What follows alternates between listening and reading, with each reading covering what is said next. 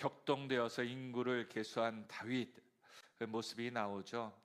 사람은 어느 때 죄를 짓는가 보면요, 열심히 또 어려울 때 죄를 짓지 않고 참 사람이 마음이 여유가 있고 돈의 여유, 시간의 여유, 또한 자신의 생각에 대해서 내 뜻대로 뭔가가 좀 돼보겠다는 자신감이 붙을 때 꼭 사고를 치더라고요. 예전에 제가 이제 전도사 때 청소년부를 지도하던 담당이었던 전도사일 때, 이후에 이제 청소년이었던 제가 가르쳤던 그 제자가 이후에 이제 결혼을 하게 된 겁니다. 그때 이제 그 부모님은 제 교구의 장로님고 권사님이셨죠. 축하드린다고 인사를 드리고 결혼식에 대해서 감사를 드릴 때 좋은 일이 생기더라고요. 어서 오십시오, 환영합니다. 어, 결혼한 가정에 대해서 부모님께서 아유 목사님 감사합니다. 근데 제가 우리 자녀들에게 바라는 것이 있으면 이 재산을 나눠줄 때 제발 뭐 하겠다고 나서지 않고 그냥 부모님이 물려준 재산 잘 이용하고 또 사용하면서 지냈으면 좋고 사고 안 쳤으면 좋겠어요. 그런 얘기를 하시더라고요. 왜 그렇게 얘기를 하셨겠습니까? 그렇습니다. 부모님은 참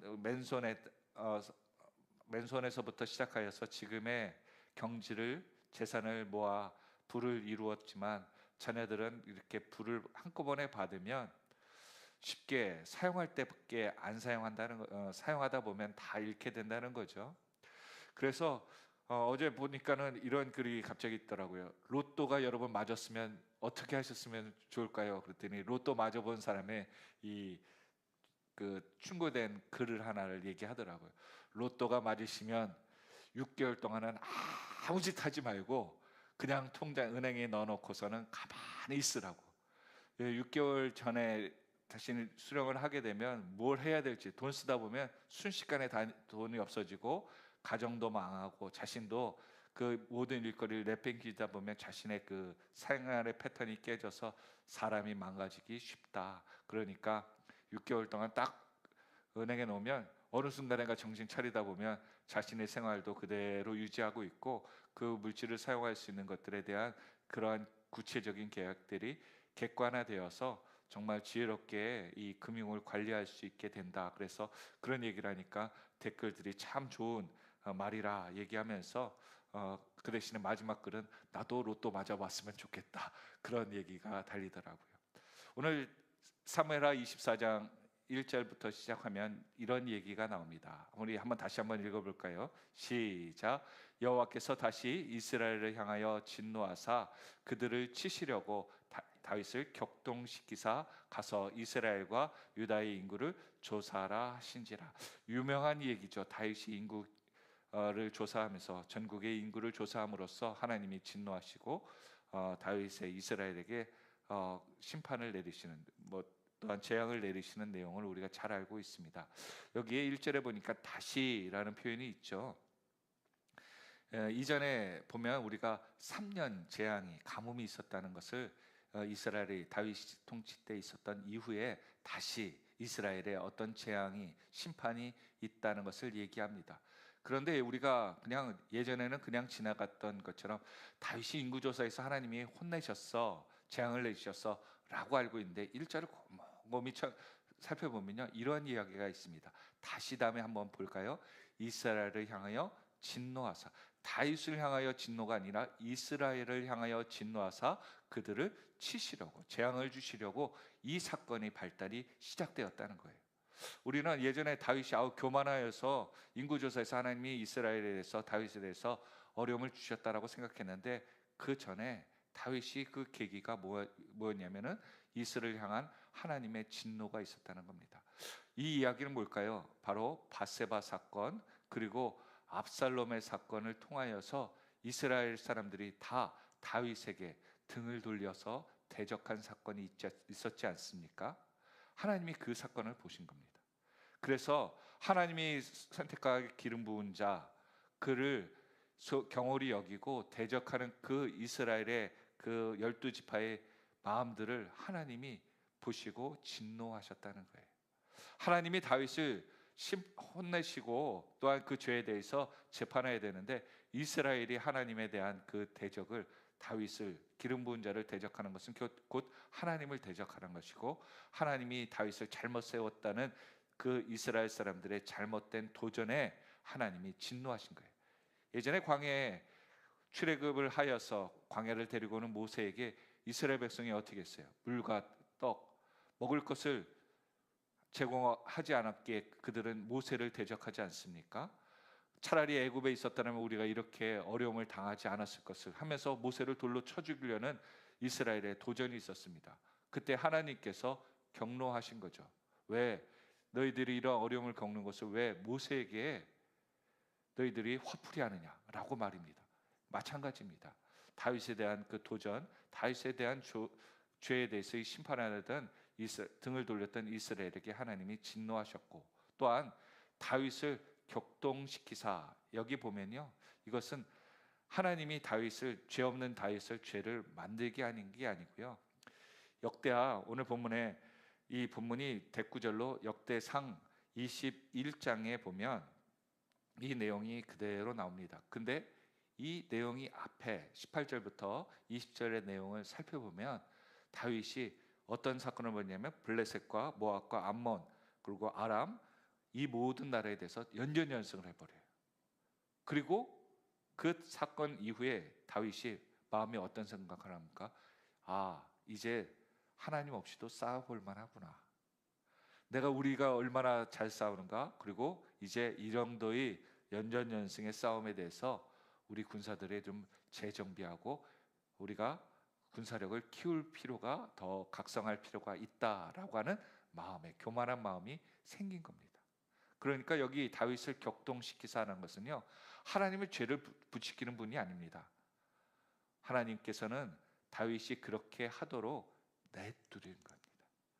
우리가 살아가면서 그리스도인들이 죄를 짓는다고 생각하는데 착각입니다. 여러분 하나님이 심판하시는 게 아니고요 하나님이 우리에게 올 수 있는 여러 가지 악조건들 또한 불행한 것들을 하나님이 막으시는 거예요. 그런데 그 하나님의 보호막이 하나님께서 우리 죄가 계속 우리가 죄를 붙들고 묵상하고 있을 때 죄가 떠나는 거죠. 하나님의 보호막이 떠나는 거죠. 그러니까 죄가 어떻게 돼요? 물밀듯이 우리에게 밀려와서 안 좋던 일들이 일어나는 겁니다. 우리가 그냥 멀쩡히 가다가도 갈 수 있어요. 왜요? 하나님께서 우리를 발걸음을 지켜주시니까. 그런데 하나님이 발걸음을 지켜주지 않으면 어떻게 돼요? 그냥 멀쩡히 가다도 쿵 넘어져요. 그러고서 뭐 쳐다봅니다. 왜 넘어졌지? 가다가 뭔가가 나에게 돌진해서 와서 나랑 부딪혀요. 보니까 아이고 하나님이 순간순간 안 보호하면 내가 걸어가는 곳조차도 위험하구나 라는 생각이 들겠죠. 오늘 다윗이 그러한 욕심에 있을 것을 막 마음속에서 교만한 마음들이 생기니까 하나님께서 그대로 그냥 놔뒀다는 표현입니다. 격동시키사 놔뒀다. 그래서 그가 이스라엘과 유다의 인구를 조사하러 죄를 짓기 시작합니다. 그런데 우리가 죄에 빠지고 우리가 교만한 마음이 들면 어떻습니까? 2절에 보니까 요압은 어떤 사람이에요? 자기가 명예에 대해서 최고로 자부심이 있고요. 자기 사랑하기를 왕보다 더 사랑하는 사람이에요. 자기 옳다 그러면 정말 맞는 사람입니다. 그 사람이 보기에도 뭐라고 얘기합니까? 요압에게 그 사람 인구 조사를 시키니까 요압이 왕께 아뢰되 이 백성이 얼마든지 다 하나님께서 도우시는 100배의 사람들이 있는데 그런데 뒤에 같이 한번 읽어볼까요? 시작. 그런데 내 주 왕은 어찌하여 이런 일을 기뻐하시나이까 하되 이 자기를 사랑하고 잘못된 것에 대해서 그렇게 생각이 짧은 요압도 생각하기에 지금 왕이 인구조사하는 게 잘못됐습니다. 이 모든 백성이 다 왕의 백성이고 하나님의 백성인데 굳이 이런 일을 할 필요가 있습니까? 라고 왕에게 진언을 하죠. 근데 다윗이 들어요 안 들어요? 4절에 보니까 같이 한번 읽어볼까요? 시작. 왕의 명령이 요압과 군사령관들을 재촉한지라. 죄 짓는 것을 더 빨리 요청합니다. 엄마, 아빠 이거 하면 안 돼요. 자기야 그렇게 하면 안 돼. 그거 이상한 것 같아. 그래도 여러분 우리는 꽂히면 일 저지르죠. 옷이든지 또한 우리가 쇼핑이라든지 또한 우리가 하고자 하는 일이 있으면요, 다른 사람들을 귀뚱으로 안 듣습니다. 아, 집에 있는데, 아 그래? 그래도 이게 더 좋아. 사고 나니까 같은 제품이에요. 우리는 항상 이 우리의 정욕에 붙잡혀 있으면요, 이성적인 판단을 하지 못하더라고요. 다윗이 지금 그런 상황입니다. 오늘 이러한 모습들이 왜 일어날까요? 우리의 삶 가운데 영적인 것들을 보게 하는 겁니다. 오늘 우리의 삶 가운데 하나님의 것보다, 하나님의 시간보다 내가 더 미쳐 있는 것이 있습니까?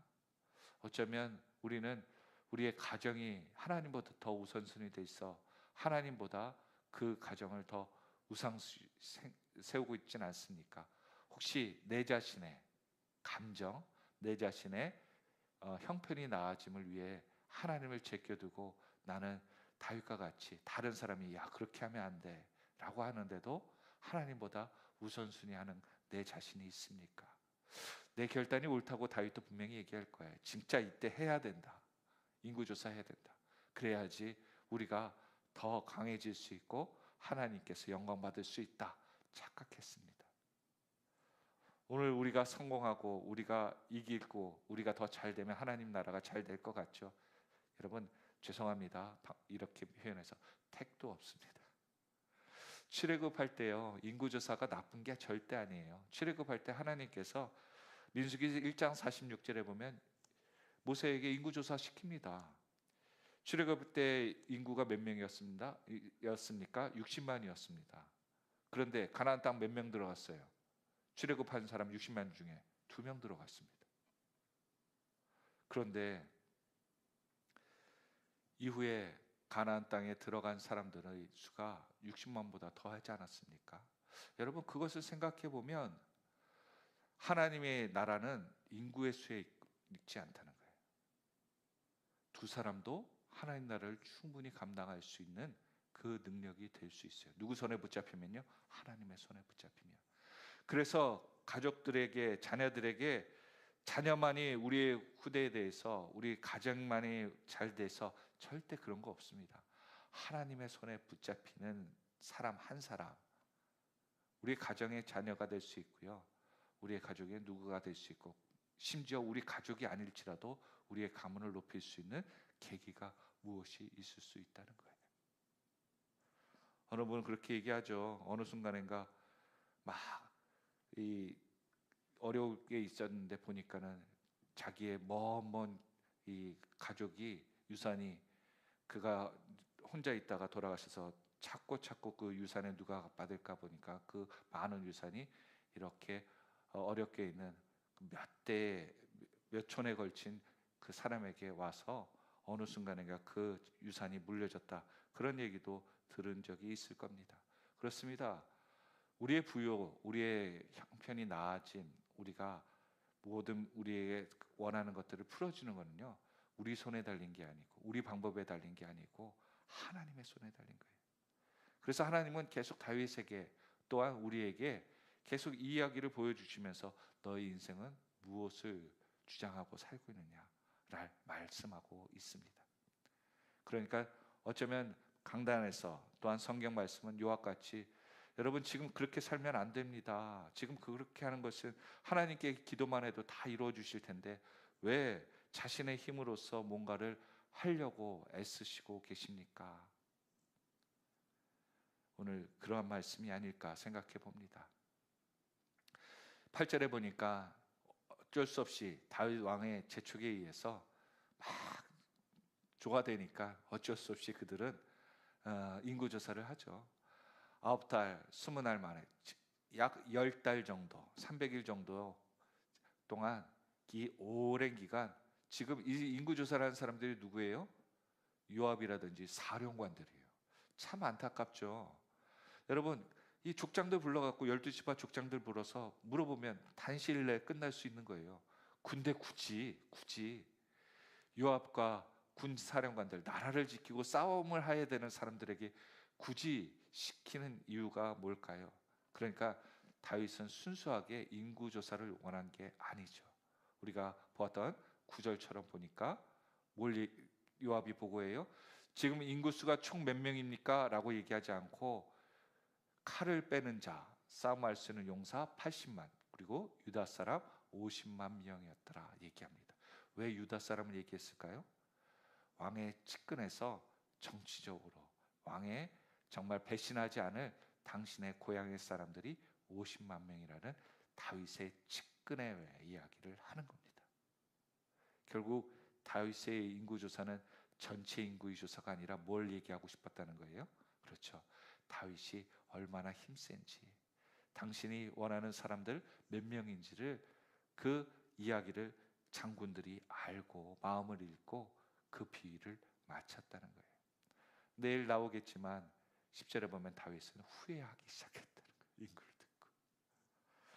우리는 참 우리 뜻대로 살아가는데 나중에 딱 돌아보면서 그 일이 되었을 때 부끄러운 경우 종종 있죠. 아우, 내가 그렇게 왜 오지랖을 떨었을까? 왜 그렇게 흥분했을까? 내 하고 싶은 것대로 한 다음에 그런 생각이 들죠. 왜 그럴까요? 이 모든 것들이 완벽하지 않은 것이거든요. 자기에 비해 맞는 겁니다. 여러분, 근데 이 인구수가요, 여기 지금 보고한 것에 빠진 지파가 두 지파가 있어요. 레위 지파하고 베냐민 지파가 빠졌습니다. 그러니까 완전한 인구의 보고가 아니에요.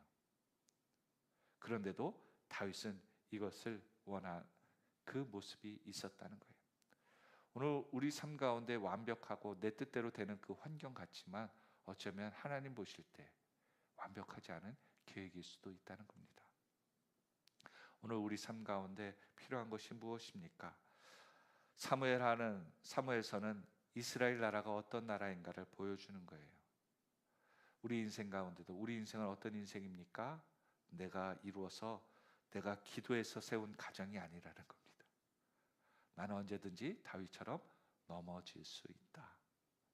그래서 오늘 성경은 이스라엘의 하나님의 다윗과 하나님을 대적했던 그것에 대한 심판 시작, 그리고 다윗이 내면에 하나님 없이도 내가 싸울 수 있는 군사력이 있어, 이제 그 군사력을 통해 내가 세상에 다시 한번 지배하겠다는 그 영적인 교만, 그리고 결국은 이 모든 것들이 얼마나 헛된 것인지를 알아. 지금까지 이스라엘의 싸움은 누가 도와주셨다? 하나님이 앞서 싸우셨거든요. 이스라엘은 이 하나님이 싸워주신 것에 대해서 전리품만 얻었던 그러한 존재들이었습니다. 그런데 그것을 깨닫지 못한 다윗과 이스라엘, 오늘 우리에게도 우리가 하나님 앞에서 고백해야 될 것들이 무엇입니까? 내가 열심히 살아와서, 그래서 시편 27편 7절에 사람들은 병과 말을 의지하지만 나는 하나님만 자랑하겠다. 그 다윗이 이후에 타락하니까 병거를 자랑하는 존재가 되어 다시 회개하여 하나님 앞에서 돌아오는 그러한 계기를 갖게 되죠. 말씀을 맺습니다. 우리에게 자랑할 것이 무엇입니까? 우리는 마지막에 하나님만 자랑해야 될 줄로 믿습니다. 교회는 무엇을 자랑해야 돼요? 말씀의 능력 있는 목사님, 우리의 교회의 시스템, 우리가 잘하고 있는 인재들, 그게 아니고요, 하나님만을 자랑했으면 좋겠어요. 우리 교회는 다른 건 다른 교회랑 다 마찬가지야. 뭐 기도도 열심히 하고 뭐 예배도 뜨겁고 다 해, 말씀도 좋아. 근데 제일 자랑할 것은 하나님이 우리 교회를 얼마나 사랑하셔서 만나는 사람들이 교회 오면 하나님을 꼭 만나. 그렇죠. 예배는 은혜는 많이 받는데 하나님 만나는 사람은 없더라고요. 예배에 감동되는 자들은 있는데 하나님을 만나는 사람이 없어. 그래서 시간이 지나면 갈수록 내가 하나님 만나는 것이 늘어나야 되는데 줄어들어. 오늘 저와 여러분, 다윗이 이 정도 하나님을 경험했으면 이제 교만도 내려놓을 만한데 그가 마음이 하나님을 떠나는 마음이 되니까 하나님이 붙잡아 주시더라고요. 그것도 은혜죠. 오늘 저와 여러분, 예배 하나님께서 이 새벽에 또한 우리가 순간순간, 그래서 새벽 예배가 귀한 것 같아요. 수요 예배, 금요철야, 주일 예배 띄엄띄엄 드리고 있지만 우리가 만나와 같이 새벽을 통해서 하나님 앞에 나오면 이것이 우리가 교만하지 않도록 하나님 말씀으로 붙잡아 주시는 것 같아요. 그 은혜로 살아가는 저와 여러분 은혜의 한날이 되시기를 예수 그리스도의 이름으로 축원드립니다. 기도하겠습니다.